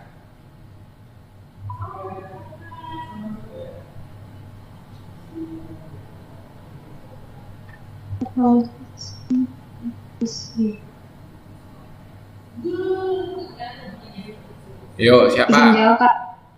Boleh. Yang lain nggak ada nih? mohon maaf, ini kalau kurang nggak apa ya Pak? Apa? Nanti kalau jawabannya kurang nggak apa ya Pak? Nggak apa-apa. Yang penting saya kalian berani jawab, kalian bisa sambil berpikir gitu juga nggak masalah bagi saya. Yang penting itu sih. Yuk. Ini yang dimaksud dengan perangkat keras ya Pak? Ini maksudnya di dalam komputer ya Pak? Iya, perangkat keras itu seperti apa? Atau apa itu perangkat keras? Apa itu perangkat lunak? Atau software? Software, hardware. Keras ya. Kalau dulu kan saya sekolahnya TKJ ya Pak. Oke. Itu perangkat keras atau bisa disebut dengan hardware ya Pak. Itu biasanya alat keluaran yang ada di komputer ataupun contoh-contohnya itu misalkan ini mouse, terus keyboard, apa ya namanya? Apa ya yang Apa? contohnya lagi Banyak sih, monitor. banyak sih monitor ya. Terus ataupun yang buat apa sih itu namanya Buat Pak, yang nyetak dari itu Honda apa? Buat nyetak. buat nyetak printer gitu. Nah itu Iya, itu contohnya perangkat keras. itu. Kalau untuk perangkat lunaknya itu sistem yang ada di dalam komputer itu seperti alat penyimpanan, RAM gitu kan. Terus power supply gitu ya di dalamnya, ataupun yang di dalam komputer tersebut gitu. Terus kalau teknologi sistem komunikasi, teknologi sistem komunikasi, teknologi yang digunakan untuk berkomunikasi gitu ya Pak? Iya. Maksudnya, Pak? Teknologi yang digunakan untuk komunikasi. Internet seperti jaringan ataupun wifi seperti itu. Iya bukan Pak? Betul. Tapi ada yang salah dikit terkait dengan perangkat lunaknya. Perangkat keras itu kalau yang tadi disebutkan Arfi itu yang kayak RAM, terus CPU segala macam itu meskipun di dalam tapi itu termasuk tergolong perangkat keras. Karena apa? Karena masih bisa terlihat bentuknya, wujudnya gitu ya. Iya. Tapi Saya tambahin ya Pak ya. boleh. Kalau untuk perangkat lunak sendiri itu bisa disebut kayak software atau sistem operasi yang di dalamnya. Nah, Seperti itu ya Pak. betul kalau itu. Ya, perangkat lunak. Contohnya yang sekarang kita pakai aja ini apa? MS Team. Microsoft Teams, MS Teams itu kan perangkat lunak kan, ya kan? Iya. Karena dengan menggunakan Windows. itu kita bisa komunikasi gitu meskipun kita belum pernah bertemu sama sekali, ya kan? Jadi kita sudah menggunakan Microsoft Teams untuk bertatap muka, istilahnya seperti itu, ya. Atau tadi apa? Tulisan Windows, ya. Windows itu sistem operasinya. Jelas itu adalah perangkat lunak. Terus ada lagi HP. Di HP itu ada Android, ya kan? Android itu kan juga sistem operasi yang bisa digunakan seperti itu. Terus ada aplikasi-aplikasi mobile, ya termasuk tadi mungkin Brimo dan lain-lain itu adalah perangkat lunak, ya kan? Karena digunakan untuk itu. Oke. Good. Ya, itu. Boleh. Sekarang ada yang mau ditanyakan dulu?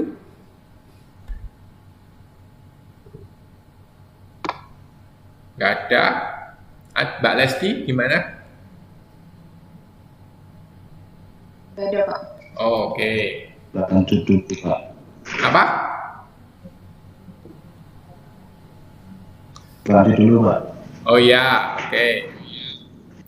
Nah, terus ada juga komponen kontrol atau pengendalian, ya. Nah, kalau di dalam tata kelola manajemen teknologi informasi, itu kita juga perlu melakukan kontrol atau melakukan pengendalian. Ya, pengendalian ini ada pengendalian umum dan ada pengendalian aplikasi. Nah, pengendalian umum itu adalah beberapa, termasuk pengendalian organisasi, ya, pengendalian dokumentasi, pengendalian perangkat keras, pengendalian keamanan fisik, keamanan data, pengendalian komunikasi, dan lain-lain.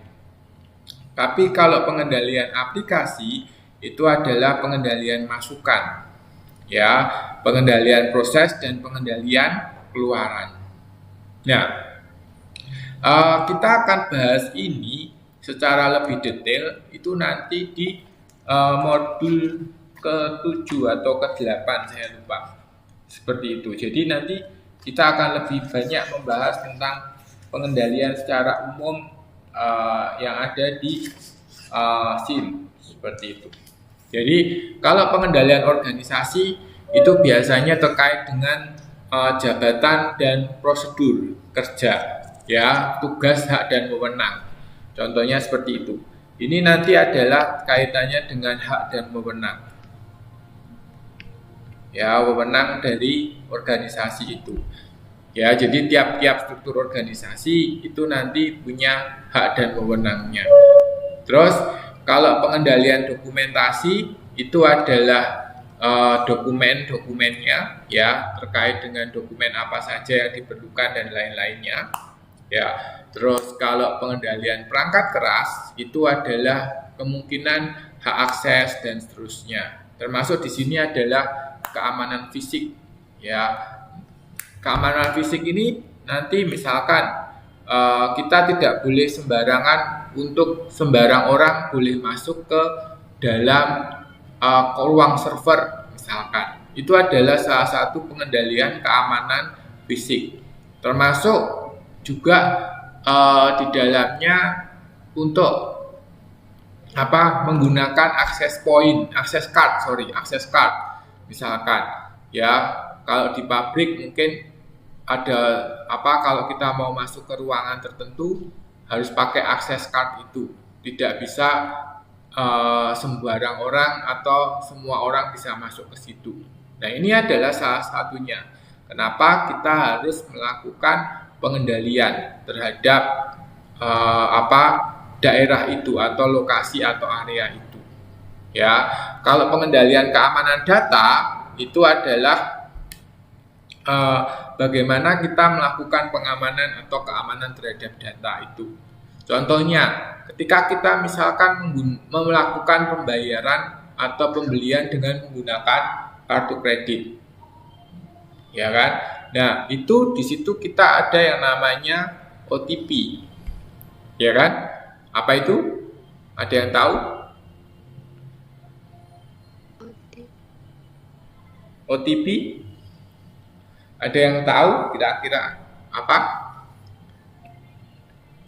One time password, ya kan?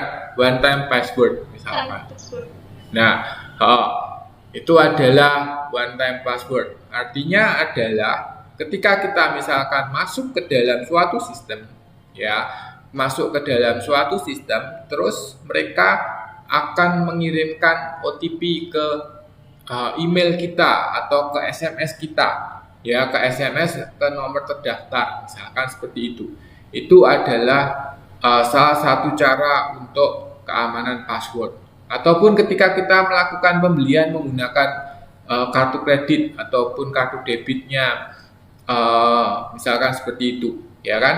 Dia akan mengirimkan OTP untuk benar konfirmasi ke nomor HP yang tercatat. Nah, itu adalah kayak kode ya, Pak? Ya, pernah tahu kan ya, yang 6 digit atau 8 digit biasanya OTP. Dan itu hanya bisa digunakan. Apa, Mas? Iya, kata sandi, Pak. Ya, kata sandi.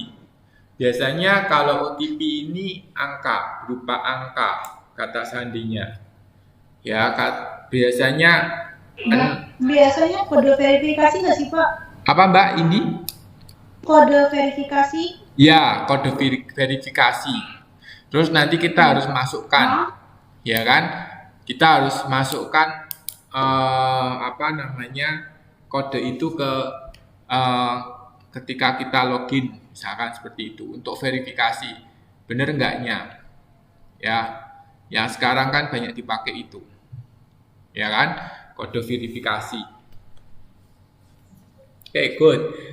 Nah itu adalah bagaimana kita melakukan keamanan terhadap data, ya, termasuk bagaimana kita menggunakan untuk pengendalian komunikasinya, ya, itu juga termasuk di dalamnya. Dan yang berikutnya itu adalah pengendalian aplikasi, ya, ada pengendalian masukan, proses, dan pengendalian keluaran. Proses pengendalian masukan, contohnya boleh yang dimasukkan atau data yang perlu dimasukkan apa? Ya, misalkan nama misalkan NIM UT itu terdiri dari berapa digit? 8 ya.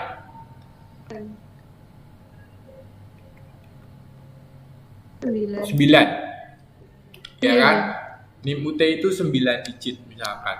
Nah, ini harus diinputkan ya benar-benar 9 digit gitu ya.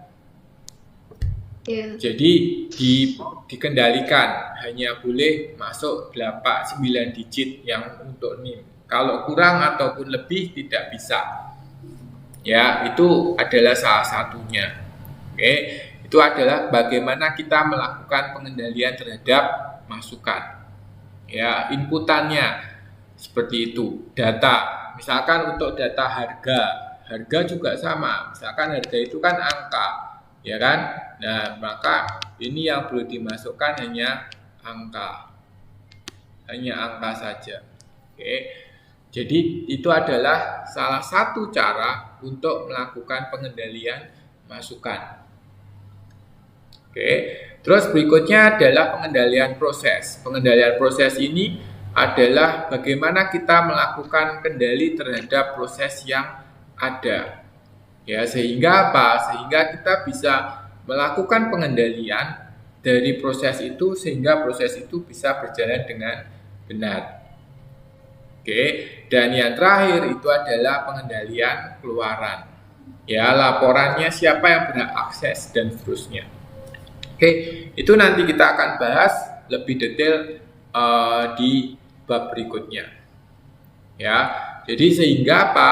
Sehingga nanti dengan hal seperti ini, ketika kita bisa melakukan pengendalian hal-hal tersebut, maka kita bisa membuat menjadi lebih validitasnya lebih tinggi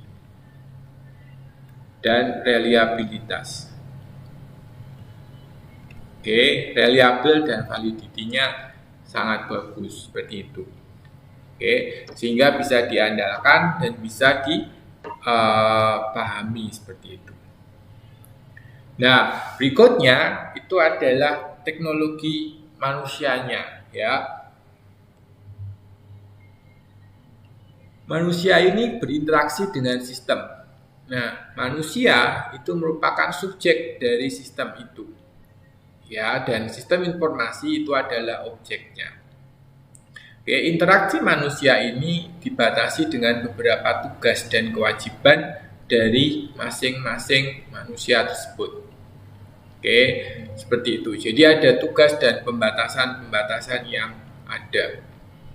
Oke, sehingga dengan membuat itu maka akan tercipta sosioteknologi perspektif, ya, di mana manusia menjadi bagian dari adanya adopsi dari teknologi informasi. Ya, jadi ini adalah salah satu pandangan sendiri gitu ya. Ada socio-technical, kalau Inggrisnya itu adalah socio-technical system. Socio-technical perspektif seperti itu. Jadi bahwa manusia berinteraksi dengan teknologi untuk atau hal-hal yang bersifat teknis seperti itu. Oke, ada yang mau ditanyakan dulu sampai sini?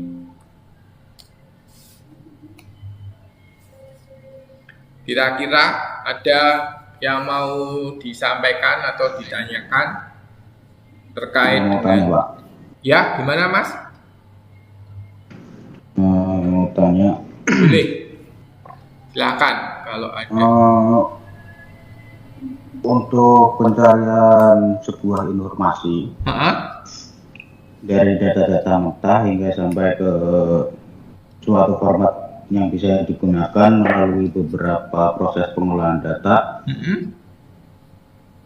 Bisa tolong dijelaskan proses-proses pengolahan data tersebut, misal seperti pengelompokan data, sebutkan proses-prosesnya secara berurutan, Pak. Oke. Proses pengolahan data dalam artian yang seperti apa ini, Mas? Maksudnya gimana secara berurutan gimana? Misal seperti dari penyalinan data ke pengolahan data atau sampai ke kalkulasi data tersebut hingga sampai bisa menjadi sebuah informasi yang bisa digunakan. Oke. Nah, kalau dari pengelompokan gitu ya, mungkin sebetulnya dari informasi gitu ya, mungkin saya coret-coret di sini. Nah, kalau dari data ya, data mentah menjadi suatu informasi ya, itu biasanya dilakukan beberapa proses yang bisa dilakukan. Yang pertama, mungkin operasi aritmatika biasa gitu ya. Ya kan? Contohnya kayak tadi mungkin kayak penjualan harga barang penjualan 7 barang dikalikan dengan 10.000, 10.500. Jadinya adalah misalkan berapa sekian. Nah, ini kan adalah terus nanti setelah dapat semuanya 8 kali misalkan 1.200 misalkan jadi 9 dan seterusnya. Ini kan dijumlahkan dapat sekian. Nah, itu adalah salah satu yang untuk operasi aritmatika ya, operasi untuk aritmatika yang sederhana awalan seperti itu. Oke.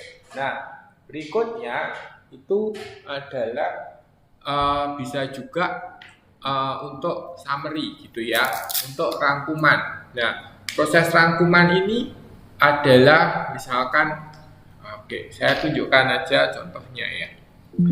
Mungkin kita bisa lihat misalkan dari Excel yang misalkan saya punya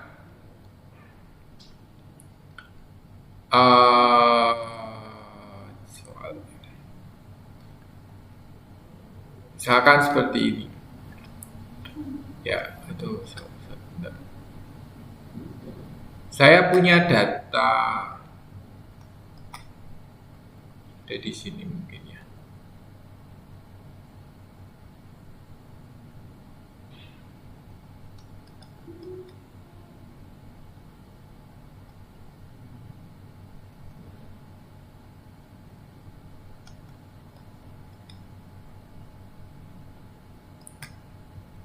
Nggak ada ya. Oke, kalau nggak ada, misalkan saya punya data yang ada di Excel, saya buka aja langsung dari Excel. Ya, saya punya data, terus saya buat menjadi suatu tabel. Nah, itu adalah data-data yang bisa saya buat menjadi suatu summary, misalkan seperti itu, atau suatu ringkasan. Jadi prosesnya adalah melakukan ringkasan yang ada seperti itu. Nah, contohnya ini Excel.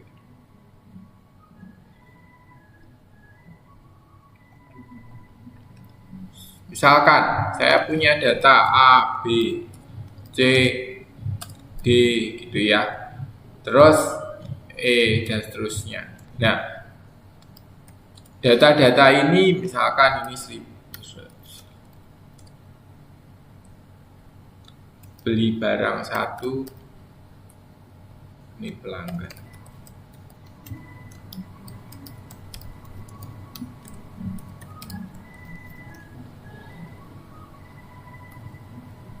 Benar, baterai saya habis.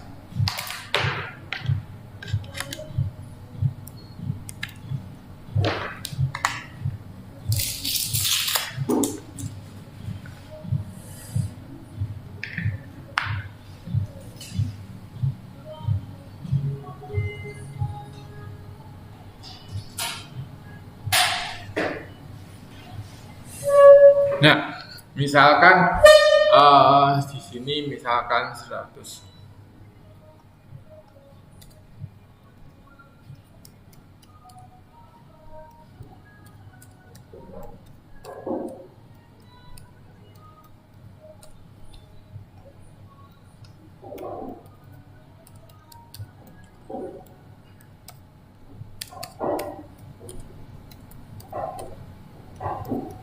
Nah, misalkan terus saya mau buat ini menjadi informasi yang kira-kira kalau barang 1, barang 2, barang 3 ini kalau jumlah ada berapa dan seterusnya. Mungkin 1 bisa membuat menjadi informasi totalnya, ya kan? Kita bisa jumlahkan semuanya misalkan.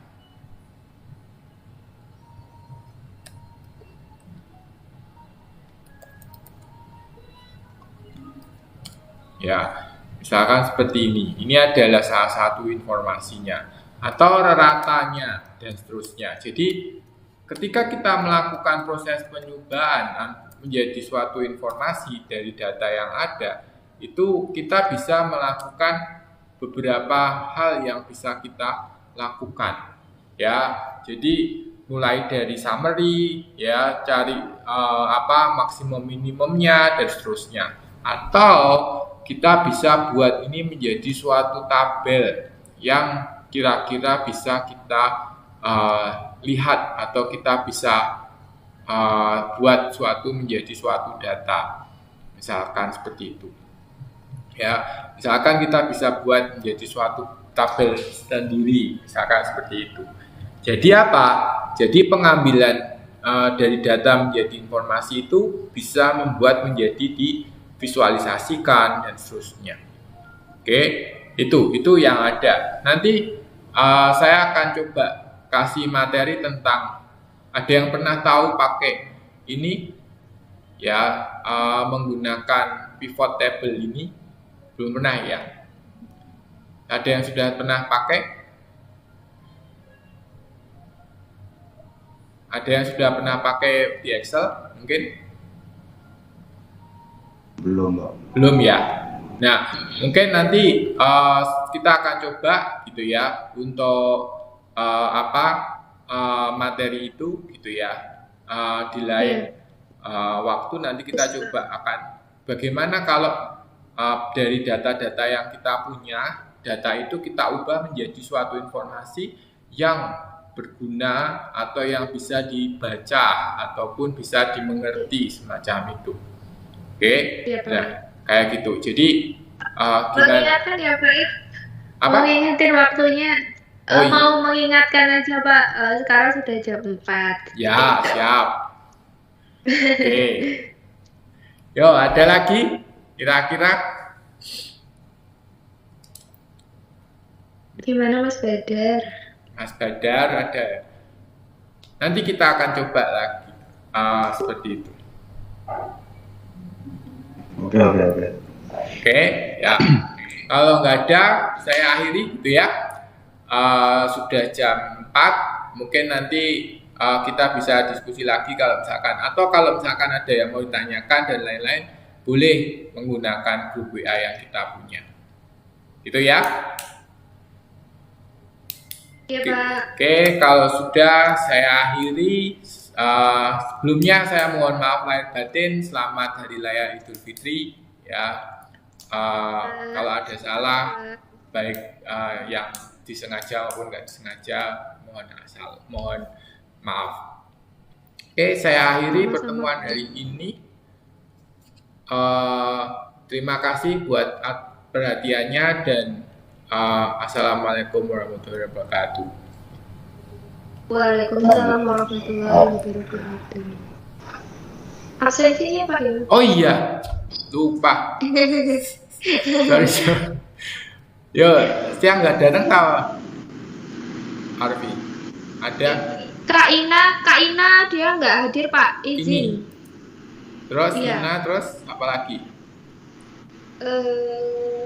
Widya hadir.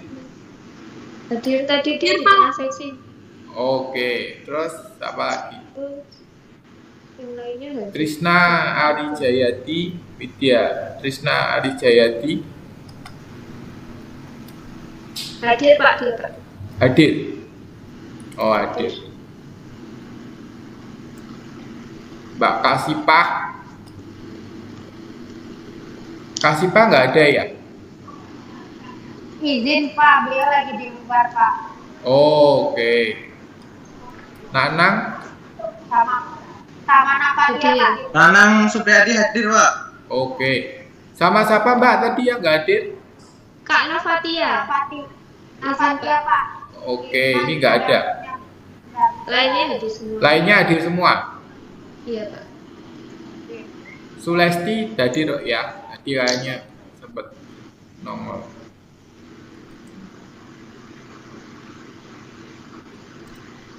Oke, ada yang mau yang lainnya lagi? Sudah cukup Pak. Oke, sudah. Kalau sudah kita akhiri. Selamat sore ya. Sore Pak Ali. Selamat sore Pak. Sore. Terima kasih, Pak. Terima kasih. Sehat-sehat ya Pak. Kasih. Sehat-sehat ya. Diberi kesehatan. Yuk, Nanti sama-sama. Bye. Bye. bye. See you next week. Bye. Ngantuk amat. Ngantuk ya. Nah, Pak. Aku belum tidur. Oh. Kak Usnu lagi libur. Oh, lagi di luar ya. Lagi di Simenting. Di Simen itu, alah. Itu lagi apa itu? Saya di Kak Wina lagi libur juga. Oh, Di lagi ini, pada Pak. libur. Ini. Di mana itu? Terus Badak juga libur. Open Di camp. kamar. Itu lagi di mes ya Mas Badar ya? Lagi masak rendang dia, Mbak. Oh, lagi masak rendang. Itu tapi dalam bentuk mie. Kalau mau rendang silakan pesen Kak Badar Pak. Oh iya, nanti bisa dikirim ke Sincu ya. Dia juga bisa bikin cilok loh, Pak. Oh iya toh. Seluruh Taiwan Pak. Iya. Aku pernah dibikinin enak loh, Pak. Wah, berarti saya nanti minta ini. Request aja Pak. Request Boleh. nanti dikirim ke Boleh Sincu dikasih. ya Mas ya, ke NTHU. Enggak ya.